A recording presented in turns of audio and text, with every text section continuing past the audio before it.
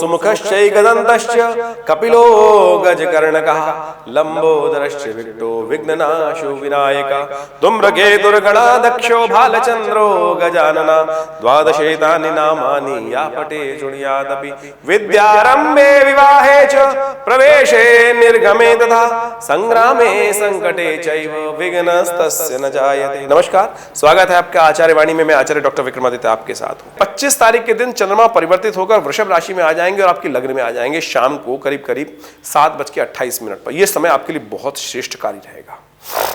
पैसा एकत्र करने के लिए, नए विचारों का जन्म करने के लिए और खास तौर पर बड़े लोगों से सहयोग प्राप्त करने के लिए आपके लिए योग बनेंगे। तो ऐसे में उसका सदुपयोग आपको अवश्य करने का प्रयास करना चाहिए। ऐसे में विशेष तौर पर लाभ की स्थिति बनती दिखाई दे रही है, आगे बढ़ने की स्थिति आ सकती है। आपको अपने रुके हुए कार्यों को पूर्ण करने का प्रयास कर लेना चाहिए। और उस दिन विशेष तौर पे यदि हम तिथि की बात करें तो 25 तारीख को विशेष तौर पर चतुर्थी तिथि है। माँ कुष्मांडा का ध्यान करते हुए आपको उनको पेठे का भोग लगाना चाहिए। और आपकी राशि के अनुसार से सफ़ेद पेठा जो है वो बड़ा श्रेष्ठ रहेगा। और कच्चे पेठे को विशेष तौर पे भगवान उनको गौ माता को अर्पित करें और उसकी बलि दें। देखिए, उससे आपके कष्टों को, जो कष्ट चल रहे हैं, उनको निवारण करने का योग सुंदर तरीके से बढ़ सकता है। तो ये जो स्थिति है 25-26 तारीख को ग्रहों की स्थिति अच्छी दिखाई दे रही है। आगे बढ़ने के नए ऑफर्स प्राप्त हो सकते हैं।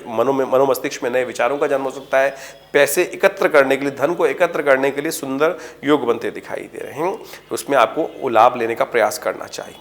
28 तारीख को यदि हम बात करें तो सुबह 4 बजे के आसपास 28 मिनट पर, 4:28 पर मिथुन राशि में चंद्रमा प्रवेश करेंगे और मंगल के साथ शुभ योग बनाएंगे और ये आपके लिए बड़ा सुंदर योग रहेगा। ऐसे में माँ का आशीर्वाद, भगवती का आशीर्वाद, अपनी माता जी का आशीर्वाद लेकर आपको काम करने का प्रयास करना चाहिए। इस दिन चावल का दान करना बड़ा श्रेष्ठ रहेगा आपके लिए।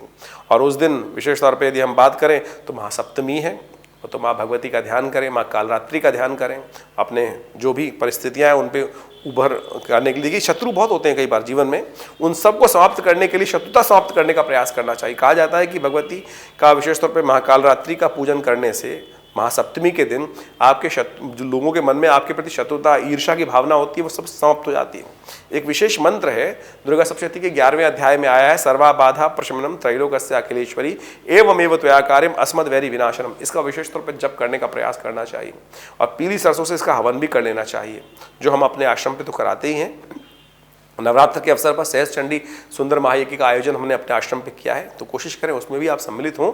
उसके लिए स्थान आरक्षित कराना चाहते हैं तो नंबर सामने स्क्रीन पे चल रहे हैं, उन पर फ़ोन करके अपने आप का स्थान आप आरक्षित कर सकते हैं, उस यज्ञ में भाग ले सकते हैं। जो लोग बहुत दूर हैं उनके लिए हमने व्यवस्था करी है कि हमारे यहाँ श्रेष्ठ पंडित जन हैं, वो आपके नाम से इस आयोजन में आपकी आहुतियाँ दे सकते हैं। उससे भी आपको लाभ प्राप्त होगा। कम से कम कुछ ना कुछ कार्य तो आप कर सकते हैं, उससे लाभ प्राप्ति के योग बन सकते हैं। चंद्रमा मिथुन राशि में जो रहेंगे वो आपके लिए बड़े अच्छे योग बनाने वाले हैं, तो इसको सदुपयोग आपको करते हुए काम करने का प्रयास करना चाहिए। 30 तारीख को चंद्रमा जो है वो आपके कर्क राशि में प्रवेश करेंगे, चतुर्थ भाव में प्रवेश करेंगे और आपके अंदर एक नया अदम्य उत्साह उत्पन्न करते दिखाई दे रहे हैं। नवरात्र की महानवमी का वो अवसर है और उस दिन भगवान राम का जन्म भी है, रामनवमी भी है। तो ऐसे में विशेष तौर पर आपको कन्या पूजन अवश्य करना चाहिए। ग्रह योग दिखा रहे हैं कि ऐसे में भगवान शिव के साथ साथ कन्या पूजन जो लोग कर लेते हैं उनके लिए आगे आने वाले समय में बड़े लाभ के योग बन जाते हैं। कहा जाता है कि महानवमी के दिन माँ भगवती दुर्गा के निमित्त जो यज्ञ इत्यादि करते हैं और आपके लिए तो खास तौर पर खास योग बन रहा है इस समय में, तो आपको उसका अवश्य पराक्रम में वृद्धि का योग बन रहा है और आप कई सारे ऐसे कार्य करने के योग बन सकते हैं जो कई दिन से रुके हुए थे, उनको पूर्ण करने का काम आप करते दिखाई दे रहे हैं। इसका पूर्ण लाभ आपको लेने का प्रयास करना चाहिए और ये समय आपके लिए बड़ा अच्छा रहेगा, श्रेष्ठ रहेगा। आगे बढ़ने का आपको प्रयास करना चाहिए। 31 तारीख के यदि ग्रहों की बात करें तो 31 तारीख के लिए थोड़ा सा चंद्रमा की स्थिति तो कर्क में अच्छी दिखाई देती है, लेकिन बृहस्पति उस दिन अस्त होने जा रहे हैं और जब बृहस्पति अस्त हो जाएंगे, 12 वर्ष बाद इस राशि में आए थे और ऐसे में परिपक्व काल में सूर्य ने उनको अस्त कर रहे हैं और ऐसे में ये समय बड़ा क्लिष्ट है, क्योंकि विशेष तौर पर बृहस्पति का जो परिवर्तन का योग है ये आपको विशेष तौर पर सावधानी बना है। उससे पहले जो नवरात्र आ रहे हैं, यदि आपने इन नवरात्रों का उपयोग कर लिया तो इन आने वाले 25-26 दिनों में जो बृहस्पति अस्त होने से नुकसान होने वाले हैं उससे आप बच सकते हैं, क्योंकि बृहस्पति आपके लाभ वाले स्थान में चल रहे थे, बुद्धि वाले स्थान को देख रहे थे, व्यापार वाले स्थान को लाभ देने के योग दे रहे थे और साथ साथ आपके पार्टनर, आपके बहुत सारी बुद्धि, पराक्रम, ये सब बढ़ाने के योग दे रहे थे और ये परिपक्व काल में जाकर अस्त हो गए हैं। इसके लिए आपको विशेष तौर पर अलग से वीडियो हमने बनाया है, उसको अच्छे से समझ लीजिएगा और यदि हो सके तो इन नवरात्रों का सही से उपयोग कर लेंगे तो आपके इन कष्टों को आप दूर कर सकते हैं।